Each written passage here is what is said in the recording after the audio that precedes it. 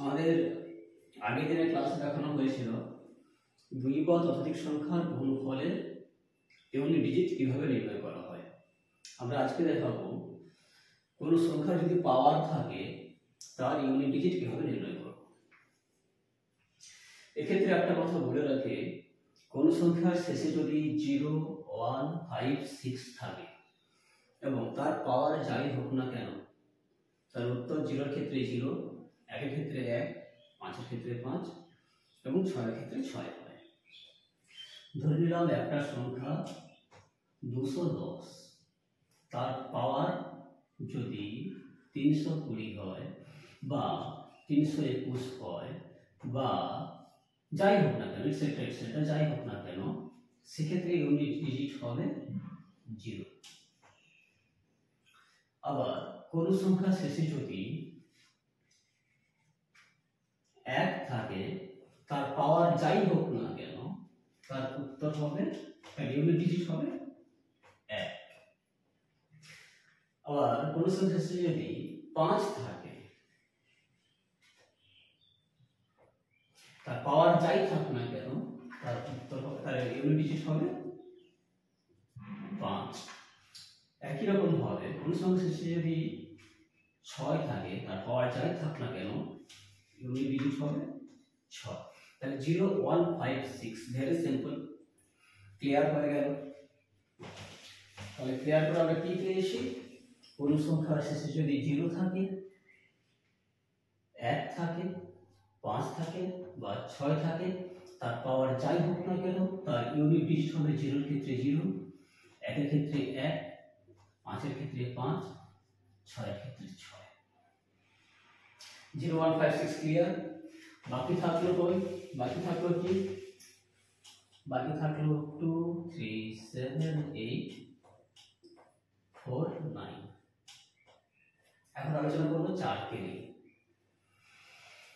কোন সংখ্যার শেষে যদি 4 থাকে, তার পাওয়ার যদি ইভেন হয়, মানে জোড় সংখ্যা হয়, তার পাওয়ার যদি জোড় সংখ্যা হয়, সেক্ষেত্রে ইউনিট ডিজিট হয় 6।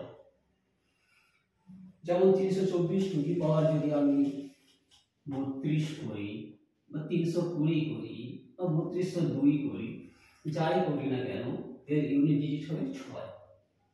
আবার কোন সংখ্যা শেষে যদি 4 থাকে, তার পাওয়ার যদি অড হয়, পাওয়ার অড মানে বিজোড় সংখ্যা যদি হয়, তার পাওয়ার যদি অড হয়, সেক্ষেত্রে ইউনিট ডিজিট হয় 4 নিজেই। বোঝা গেল? 9 এর ক্ষেত্রে নিয়মটা অনেকটাই একরকম। 9 এর ক্ষেত্রে কি হয়, কোন সংখ্যা যদি 9 থাকে, তার পাওয়ার যদি অড হয় মানে বিজোড় হয়, সেক্ষেত্রে তার ইউনিট ডিজিট হয় 9।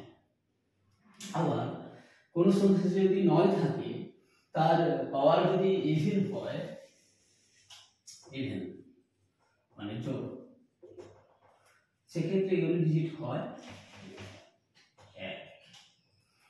তাহলে আমরা কি পেলাম 4 আর 9 থেকে? 4 আর 9 থেকে কি বোঝা গেল, কোন সংখ্যার শেষে যদি 4 থাকে, তার পাওয়ার যদি ইভেন হয়, তার উত্তর কত হয়, তার ইউনিট ডিজিট কত হয়, ইভেনের ক্ষেত্রে 4, ইভেনের ক্ষেত্রে কত কি পেলাম 6। আবার অড যদি হয়, অডের ক্ষেত্রে কি পেলাম 4। 9 এর ক্ষেত্রে পাওয়ার যদি ইভেন হয়, তার ইউনিট ডিজিট হয় 1। পাওয়ার যদি অড হয়, তার ইউনিট ডিজিট হয় 9। তাহলে 0, 1, 5, 6, 4, 9, 0, 1, 5, 6 and 4, 9 এই 6টা সংখ্যার পাওয়ার যাই থাকলে আমরা ক্যালকুলেশন সহজেই করে নিতে পারবো। এবার শেষে যদি 2, 3, 7, 8 থাকে,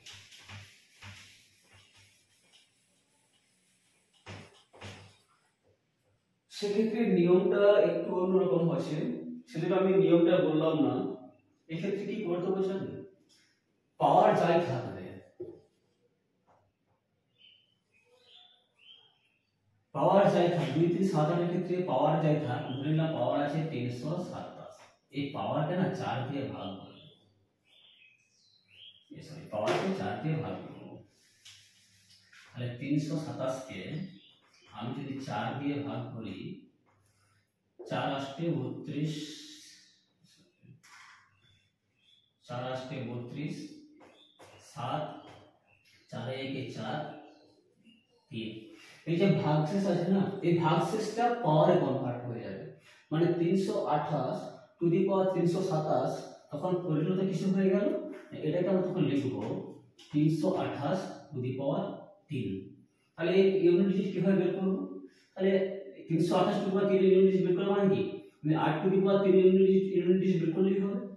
তাহলে 8 টু দি পাওয়ার 3 হলো, এই 8 টু দি পাওয়ার মানে কি 8 ইনটু 8 ইনটু 8, 8 আসলে 64, 64 8 দিয়ে গুণ করলে কত হয়, 8 4 32, 8 4 32, 7 3, 8 48 3 51, 512 হয়, 512। তাহলে ইউনিট ডিজিট কত হবে 2। একইরকম ভাবে শেষে 2 3 7 8 যাই থাক না কেন পাওয়ারকে 4 দিয়ে ভাগ করব, তার রিমাইন্ডার যেটা আসবে, তার ভাগশেষ যেটা আসবে, সেই ভাগশেষকে পাওয়ারে কনভার্ট হয়ে যাবে, এবং সেই ভাগশেষটা পাওয়ারে কনভার্ট হওয়ার পরে আমি যা ইউনিট ডিজিট পাবো সেটাই হবে তার উত্তর।